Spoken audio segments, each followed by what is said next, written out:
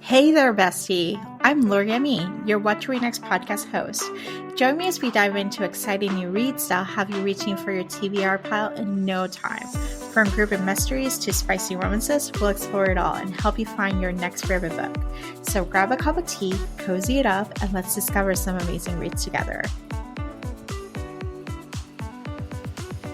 Welcome to the What to Read Next podcast. I am so happy to have you back. And today's guest is Amy, and we're going to be talking about summer reading. We're going to talk about some of those traditionally published new releases that are shiny and illustrated covers, and they're so much fun. And we're going to tell you the real deal, whether you had to pick them or buy them or just borrow them from the library. So, Amy, welcome to the show.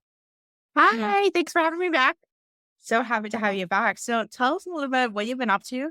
What's happening in the gossip world? Same old, really. My reading's been pretty good this year, actually. So can't complain there. And always leaning into trying to read more backlist, more indie. You know that, Laura. We talk about it a lot.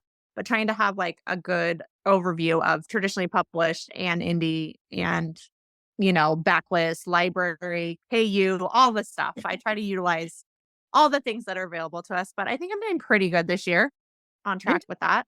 Yeah, you're doing pretty well. Like every Tuesday, you give us a lowdown of what's getting published, and you give us like a quick sound bites of like, here's why you should pick it, or here's what did not work. And so it helps you save some money, but at the same time, like, oh, I can borrow this from the library, or I can actually wait till like, the whole times, like this can wait for a little bit longer, or this is a must read. And so it's pretty cool to have that to look for every Tuesday. What's Amy reading? For sure.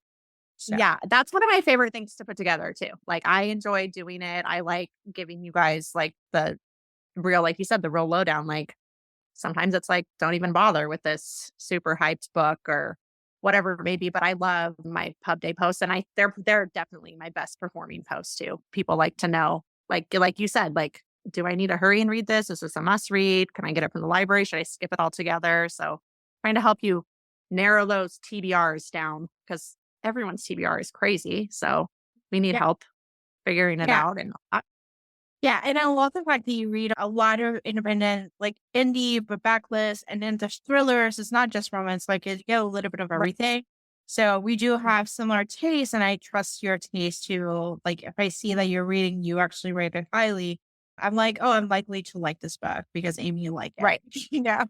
So it's that's one of the benefits of us knowing each other through the years for so long. They get to learn who has this similar taste as you do. And it's nice to know, like, oh, if that didn't work for you, then it's probably not going to work for me. Or that's great. Awesome. So we're going to chat. We're going to do rapid fire. We got quite a bit of list of actual titles to talk about. So let's do the ones that we both have read, and then we'll do your books and then my books and kind of deal with where we got it. So perfect. Starting with Ready or Not by Cara Stone, which is it's not a secret pregnancy. It's a pregnancy book, But I've been telling people, because there's a lot of people that don't like surprise pregnancy romance at all. And it's a big, like, automatic, like, I don't want to read that. But I feel like if you think you don't like surprise pregnancy, try this one, because I feel like it was done differently and it was done in a really great way. So, and also it was one of the best books I've read this year, I think, romance wise. I really, really liked it. I just feel like she did, like I said, a really like realistic portrayal of like pregnancy and all the anxieties and the worries and the fears and stuff like that were done really well. Yeah. And I found it, for me, as someone who's childless by choice, it really was not something that shocked me or something that, annoyed me. It was something that I enjoyed reading, but I also love the slow burn romance, because obviously the person that she falls in love with, this is something with Cara's books, is they're really slow burn romance, but they're done so well. Like the payoff is so worthwhile. Yes. Like it's just built upon each other. Yeah. I actually talked to her briefly after I had reviewed it, and was like, it was the slowest of slow burns that I've ever read, but it was so worth it. Like and I always think I don't like a slow burn, but it's like, if it's done right, it's worthwhile. And it felt authentic to their journeys, the characters' journeys. Like the slow burn was necessary. It wouldn't have made sense for them to hook up right away. That would have been like kind of ick, Yeah. Yeah. So if you like Miranda Zapata's book, I would say Caraba Stone should be your next person to go to. Mhm. Maybe go for her traditional published books she has like 4 books out there. Still Slow Burn. I know she has a popular Audible series, like she does release Audible books. And they're Yeah. different. It's a different style. They're great too. But if you're looking for slow burn romance, her traditional published, like the print rice, are the ones you want to go for. Because Yeah. they're the slowest burn. So Yeah. all right. Yes. Next one is Fangirl Down by Tessa Bailey, which is a golf romance. Who would have thought that we were like I golf would have thought. romance? I even told my husband, I'm like, "I'm reading a golf romance," because he loves golf, and he's like, "Really?" He's like, "I didn't know there was such a thing." I'm like, "Yes," but it was great. I liked it. It was great. I thought Tesla is a hit or miss for me, and so Okay. this was a hit. This was a hit for me. It worked. It worked. I listened to it on audio. It was available at Everin or Scrib. It was fun. It's a fun audio to listen to. So Yeah, I did audio of it too and agree. It was like an easy, light kind of listen, and the Tessa's also hit or miss for me. I really loved some of her books, and some of them I just can't handle, but this one was good. There was an annoying nickname, and that's a yeah, lot of people's so I think she bypassed the nickname this time, and it was really fun. yes, And it, uh, isn't it Sunshine Grump too? Yeah, he's I grumpy, think she's so. He's sunshine. grumpy. So She's sunshine. Yeah, it's mhm. like sunshine grumpy, kind of like forced proximity. She has this caddy, and they go like do their own thing together, going around golf tours. But it Uh, wasn't and also, I didn't feel like it was too golf heavy to where I was, like, yeah, bored. It yeah. was just, like, golf was his career, but it wasn't, like, annoying, like, all the details about golf. So, if you're, like, hesitant because of the golf aspect, it wasn't, like, too in your face. Yeah, and then we Yeah. introduced a couple for the next book, which I started reading. Mhm. It's a hockey romance. The next book series, Hockey Nanny, First Proximity with a cute kid, a cute 11-year-old. So it's not like so. Hopefully, the next book in the series I started, it looks good. It has potential, and It's got again, poten no nicknames, which is very exciting. You must have read all the Goodreads reviews saying everyone Yes. was, "5 to your baby girl one more time." Oh my god, I have nightmares. Yeah. All right. So the next one is How to End the Love Story by Yuling Kwong, which is high stakes. Basically, they're promo bonded and they are working together in a writer's room in Hollywood. So, what are your thoughts?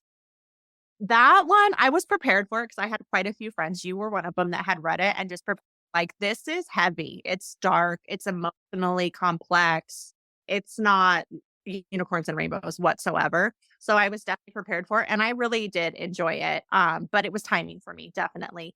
Because I think as someone that would maybe just go and just, like, grab a book off the shelf, you're like, "Oh, cute, pink cover," like, but it's not and there are moments of lightness, but it's pretty heavy all across the board, I would say. Yeah, it was heavy. It was just like, it's spicy, it's Mhm. heavy, it's trauma. It's just good It's old trauma. trauma. And it's trauma. It can be trauma porn. It can be trauma bonding. It's just Mhm. trauma all along. And so if Yeah, there's certain readers who like to seek out that kind of content, and this is a book for you. If you yeah, don't seek out that content, if you don't want to hear about like things that are about heavier topics, then skip this book up. It is yeah, okay. He'll come up with a new book together. So there'll be different stakes in the next book. Uh, yes. I yeah, there's definitely some triggers, and it like I said, it's dark, and it's a lot of grief, and that kind of complex grief, and complicated situations, and stuff like that, but I think it was worth it if you're in the right headspace, or you're the right reader for it. I thought it was pretty well done. Yeah. And so moving to a more fluffier time, we're gonna go to Funny Story by Emily Henry, which is, Yes. yes, they were broken up and they're swapperoo of couples. Yeah. But it's complex. It's just like Emily Henry. So she does have Mhm. complex characters. They do have abandonment issues and trauma and PTSD and all those different things, but it's a little bit more fluffier. Yeah, I would say it's a little bit lighter. Yeah, definitely. Yeah. And yeah, a little bit of a ridiculous premise, but sometimes Yes. that's okay. Like you Yes. have to just get past the fact of like, really, they're living together. But yeah, no, I haven't read an Emily Henry book that I've disliked. Really, she seems to usually work for me. And I wouldn't say it's formulaic, but it's her style. Like it's Yeah. exactly what you expect from an Emily Henry book. So if you're a fan of hers, you'll like this one, I think. Like it's slightly different setup and characters, but it has that same M. Hen feel. to Yeah. it for sure. Yeah. Yeah. And now we're moving to, I don't know where they go. They go to Bali, I think it is, or some random island, Paradise Problem, which is where Yeah. the Oh, yeah. there's comedians, you know.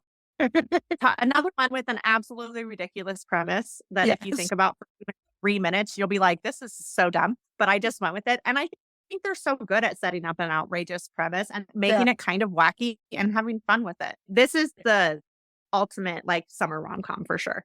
It really is the ultimate summer rom-com. It's like the perfect beach Like, read. reading on the beach, Yeah. perfect fit Yeah. kind of book. 'Cause like you said, they're on an island, and you're probably right, it probably is Bali, I don't even remember, but it's all that kind of the setting and the romance and the marriage of convenience and all that Yeah. is perfect. Yeah, It's it was a perfect. fun one. It's a It fun that one. reminded me of their older stuff because 'cause I've been Yeah. hit or miss with their last few releases, but this is like on Honeymooners, like that kind of Yeah. vibe for sure. Yeah. I think it's an upgrade. It's a more sexier honey than ours. Like, Yes. it's a little bit more sexier, a little more spicy, but it's just the on honey winners and a ridiculous premise. So we got married 5 years ago for student housing, and oops, I'm gonna Yeah. inherit $100 million. So I need to Yeah. stay there for a couple more months. Exactly, exactly. And I love their banter. I think when they're really on their game with banter, they're great, Yeah, and they had great banter here. So they that did. that piece of it was back for me for sure. Awesome. All right. It's actually traditionally published. So it's well loved by Elsie Silver. It hit number one, it hit New York Times bestseller. So even though she came from indie roots, it's considered pretty much right now the traditional published book. So Mhm. Wild Love is the first one in the series. It's a small town romance, not cowboy, small town, with Mhm. the ridiculous premise of a kid I just gave sperm and for $10, $100. And now I have a kid 14 years later coming at my door and saying, "You're my dad." Yes. Yes. Another ridiculous premise. I try to give them a little bit of grace because I feel like at this point, everything's been done for the most Yeah. part. So it's probably very hard to come up with something totally unique. So sometimes I just go, okay, I'm just going to go with this. Like, yep, Yeah. your daughter just shows up and needs to come stay with you. Okay, sure. And then the mom's just going to go, okay, sure. Yes, he's a stranger, but it's okay, sperm donor. You can just stay with my daughter. Yeah. Yeah. And Little, he's a little ridiculous. billionaire and all the fun stuff. But it was a fun, delightful audio, Yes. a little Agreed. chill. Agreed.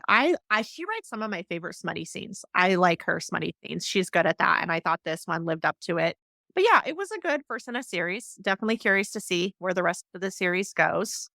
I always feel like her books are a touch long, Yes. and I was kind of hoping with traditionally published, maybe they'd shave some of that off. They Yeah. didn't, but that's okay. But that's why her books on audio tend to work better for me. Yeah. Sometimes longer books, I listen to them, I do better than if I'm trying to read them Yeah. with my eyes. Yeah, no, I thought it was super solid. And like you said, the audio was great. And it had some of my favorite little fun tropes like single parent and small town. I love small town and billionaire together because it's just like, doesn't Yeah. necessarily make sense. And it's ridiculous. Like, Allie's always joking about like the private jet flying to the small town. Like that, Yes.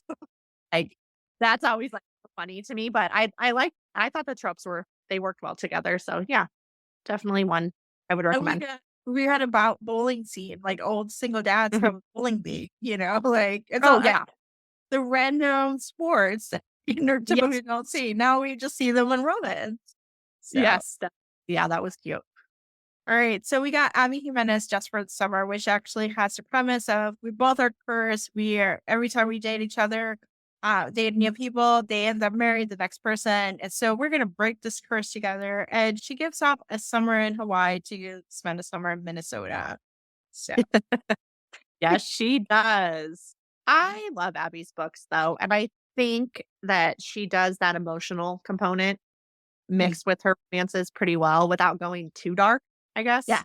Like she'll tackle the heavier stuff, but she does it in a way, I don't know, she blends it together well, I would say so. And I think that she's so good at Easter eggs too.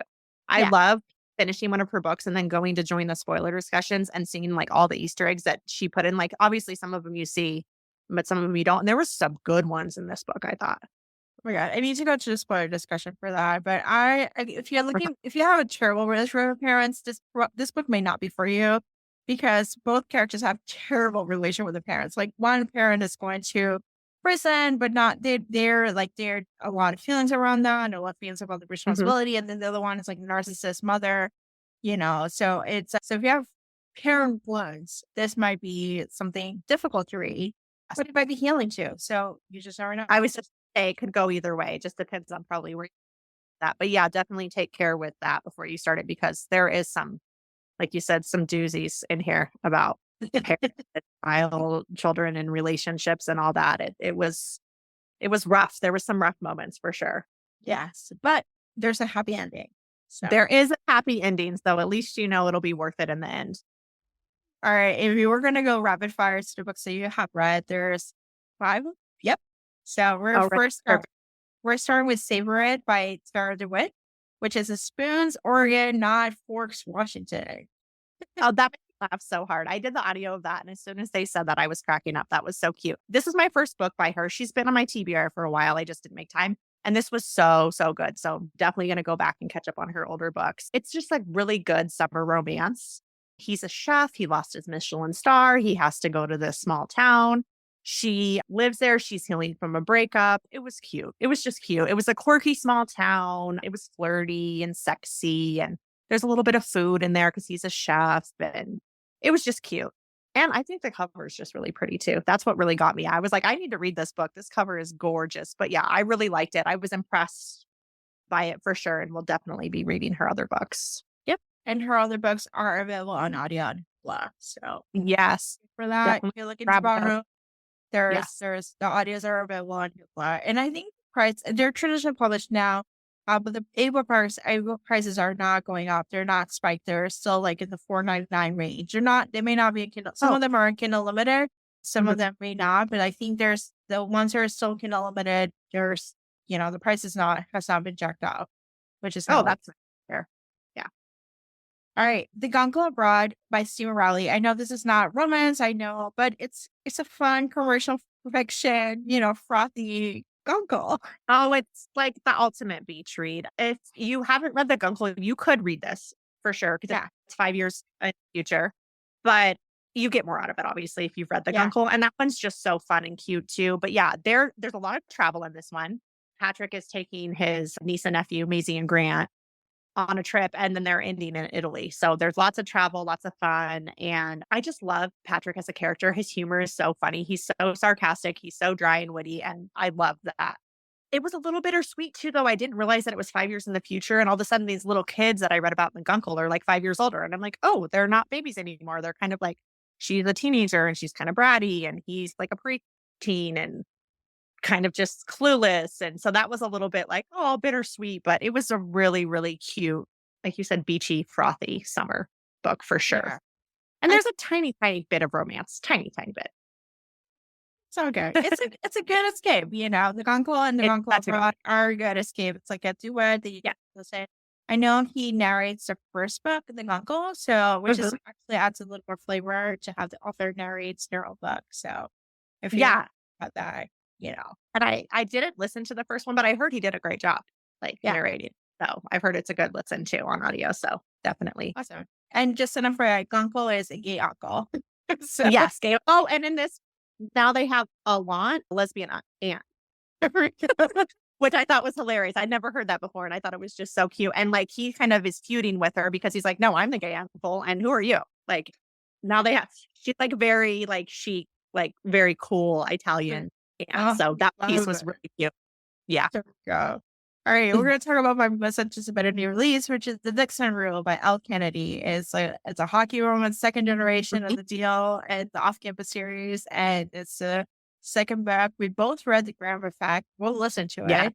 We loved it. So tell me what. So good. The Dixon Rule was just as good. I had really high expectations. I love Elle's books and I'm super fan of her, but this really it's right up there with some of my favorite books from her. It was really, really, really good. You can read it on its own, but book one is so good. You shouldn't, Yeah. like we were saying, but you totally can if you want to. You could even read them out of order if you wanted to. Yeah, this time it's Shane and Diana are frenemies and then they end up fake dating and they're neighbors. So there's some close proximity. And her spice is so good in this book too. There was one spicy scene that had my jaw on the floor, like totally unexpected, not in like a, oh my God, I'm freaked out kind of way, just like, oh my God, she really went there. It was good, but there is an emotional component. I don't want to spoil anything that I wasn't expecting. And like all of a sudden I was like full on sobbing. And I'm not the type that really cries at books. And I was like, oh my God, she really just did that. But I wasn't mad about it. It was just like very unexpected. I was like, what is happening? And Jamie had read it. So I thankfully had her to like text and be like, oh my God, what's going on? But yeah. But overall, it wasn't sad. There was just a piece of it that was, but it was really good. No one writes college romance like her, I feel like. Yeah. Like she's just so good at writing that age group. And listen, I'm old. I haven't been in college for a really long time, but it's still you're just like it brings you back almost like nostalgic that time in your life, you know? Yeah. She's good. This is a good one. You have to read it, Laura. I can't wait to hear what you think. I am excited. I think I'm gonna wait for the audio because it should be at Google. So I Mhm. think it's based on the experience of the previous audio. So I'm probably waiting for the audio to listen to it, but I'm excited for this one. So uh Yes. so this one I started and I did not pick it up anything forward. I think I read 20%. It's Swim and Saddle by Lila Sage, which is Okay. part of the River Blue small town. I think it's Wyoming or Wisconsin. It's somewhere Yeah, in the it's Wyoming, Montana, something like that. I get them. yeah, They all you blend know. together. Mhm. Uh, it's a ridge, and this one is an interior designer with some guy who's tried to build a hotel in a small town. I guess they're rich or something. Yeah, I don't really remember where they got their money from in that. I was just thinking when you were saying that, I remember really liking this book when I read it, but now that I'm thinking back, I don't remember a ton of the like Yeah, details on it. It was one of those. So it's like super easy yeah, to read, you know, and I remember thinking it was really cozy and like that town is just really cutesy and stuff. But I know they were opposites attract and there was some mental health rep that was really well done too. yeah. That was really good. Now I'm trying to remember how they have their money. I don't remember. You know, we I'll have to the, figure that the out. we'll figure it out, but yeah, so if you're looking for a cozy escape or just small town Mhm. romance, let's say it's just another author, and they have like unique vintage poster as their cover, so it's a little different. Yes. So, if you're intrigued, And to cowboys are having their moment right now. So if you want there, another cowboy, both of the books were good. I thought Done and Dusted was also good. yeah. So, The series. Cute. and now we're gonna start with the final Ellen Hildebrand book, the Swan Mm. Song. I know that's so bittersweet. I've been reading her summer books for the longest time, and so as soon as I got it, I was like, "Do I wait and read it in the summer, or do I just hurry up and read it?" And I couldn't wait. Had to read it, and now I'm sad because I don't have anything new of hers to read over the summer. But it was good. It's classic. It's classic Ellen. There are a bunch of characters from previous books. So if you've read all of her books, it would make more sense, but you don't have to. Like, there's this one side character that's been in her books for years called Blonde Sharon, and she's like the gossip of the island. And she finally is a main character in this book. So that was super fun to get to know her and like her story because it's always like, I heard this from Blonde Sharon and Blonde Sharon told me this down at the market. And now it's like, oh my God, she's the main one. And then the police chief is a beloved character from her series. And he's back as a main character. He's been one before, but he is back. So it was good. It was a really nice way to end her summer series for Yeah. sure. Her summer writing. She tied up all the loose ends and everything like that. And if you haven't read her books before, she is the queen of the summer read. Like everything about it, the setting is great. And she describes everything so well. Like you feel like you're right there with them eating this fancy food and on the beach and lavish parties and, people with a lot of money and they're all making bad decisions. They're just very escapist. Yeah, because I can't relate to that. I'm not going to Nantucket and drinking and eating food. So it's nice to escape and pretend, you know? Yeah. So you have to probably come back and talk about Ellen's like world, like where to get started, what to read. Cause now I'm Definitely. intrigued. Now I'm like, I need to start reading these books in the summer and like figure it out. Because If you, they're appealing. there's so many. If you wanted to, there's like 3 other books I think that are more connected to this one than the others. Yeah. So I get a list together, but I think you could read like 4 and Yeah. be caught up with these ones. She also too is writing with her daughter a prep school series that's gonna 2 books so far, yeah, and they're gonna not be out till September of 25 and 26, but super excited about that. So it's exciting. She's still writing. She's just writing differently at like a different Yeah. space. So Yeah, I think she just got sick of the summer novel, which I get. I mean, I don't even know how many she's written, but it's a lot. I think her first one might yeah, have came out like very, very early 2000s, like maybe even 2000. yeah. So it's a lot of books. It's definitely a lot of books, but it was really good. It was bittersweet, but good. Definitely Sure. fun. But yeah, I'll have to work on an Ellen guide or something. An old deep Yeah. dive. Like, hey, this is Yeah. where you need to go. Yeah, definitely. Awesome. So I'm gonna go over and some titles. I got 5 titles too. So the first one is The Rule Book by Sarah Adams, which is it's a continuation of the Cheat Sheet. It's a sports romance between an Okay. agent and a football player. It's second chance. They were together with them in college and they broke up. And he's bitter about the breakup. And so he's like basically she becomes his agent. He's like, absolutely not. We're not going to work together. And Mm, they suddenly get married in Vegas. And they gotcha. posted on Instagram. So things Oh, happen. It's fine. It's actually spicy. I know Sarah is known for her closer romance. This one actually yeah. has spice. I listened to her. I missed the spice, so I don't know, but I know that there's spice because she Yeah. actually let the author know that there is actually going to be sex. And no, her editor did not make her write spice. She just wanted to write spice. It was fine. It's a fun audio. It's enjoyable. You know, like pretty easy. It's a listen to. Her books in the past have been for me, I've read a couple of them, done audio for a couple of them. And when you said it was fine. That was kind of how I felt. Like they were cute, they were closed door. And yeah, I remember thinking like, oh, this is a fun little palate cleanser. Like, I think it's one of those books I'd pick if I really didn't know what I wanted to read. Like, okay, I'm just gonna try this because I have Yeah. no idea what I'm for. Yeah. Yeah. Yeah, it's a good palate cleanser. I wouldn't like Mhm. I'm not a diehard Sarah Adams fan. I've just got like Right. I just like her stuff just to kind of Mhm. get between heavier stuff. It's just a good, Yeah, easy to that deal makes with. Now we're gonna talk about This Summer Will Be Different by Carly Fortune, which is my favorite Carly Fortune book, which I am surprised because I want to preface I did not like Every Summer After. I DNF'd, not because of the cheating, because that's well aware of the spoiler. yeah, It's because I just didn't care enough about these characters.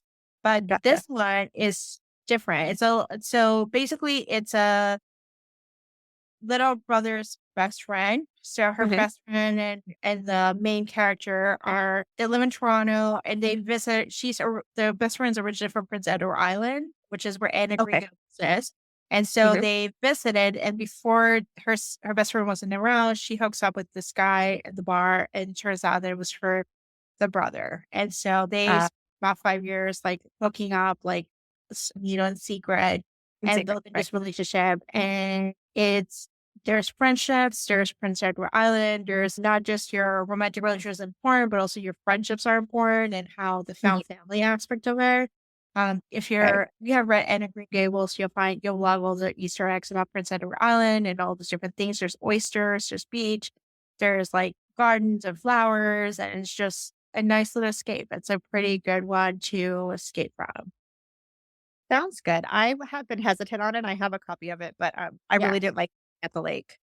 Yeah. That would I like not Meet work. Me at the Lake. It's much more lighter than Meet Me at the Lake. Meet Me at the Lake Oh, was too much heavier with grief. yeah. This one has a little different grief altogether because it does have parental issues. And there's a loss, but it's not the main driver of actions. The main driver of Okay. actions is like, we're not supposed to be together. My best Yeah, friend. right. Yeah. They I do like that piece. That I like that. So that could work for me. And another one where her covers are also pretty. Yes, they're all like beachy and summer. Yeah, this one's a beachy, a beachy romance. On a lighter note, but it's still like just some heavier tones, is that Rom-Comers by Capri Center. This is a Mhm. closer romance. It's delightful. Like I listened to the audio and I got to read a little bit part of it. It's a meta about rom-com about writing a rom-com kind of deal. This guy, she's a screenwriter, but she's been in Texas taking care of her father. There's like traumatic injury that happened. And so she gets the opportunity to write for her dream hero, Charlie something. And he is a famous screenwriter, like a pretty like famous one, but he's young. And he's been hiding writing. He has a yip, so he cannot write, but he's been tasked to write the script for a rom-com for some mistress, and it's a terrible rom-com. Like, and so she's has to co-write with him, and they're living together because there's forced proximity, and they're how she's teaching him how to have a rom-com and obviously open his heart, and it's just delightful, and it's like a delightful Catherine Sutter book. This I is was a good gonna summer say book. are always delightful for me. So I've been saving it. I have the audio. I'm gonna listen to it soon, but that'd be one word I would use to describe her. Like her books are just delightful and cheery and Yeah, fun. Yeah. they're cheery, they're fun, there's nothing to, worry about it. There's some Yeah. heavy topics, but it's handling well, so we're totally cool.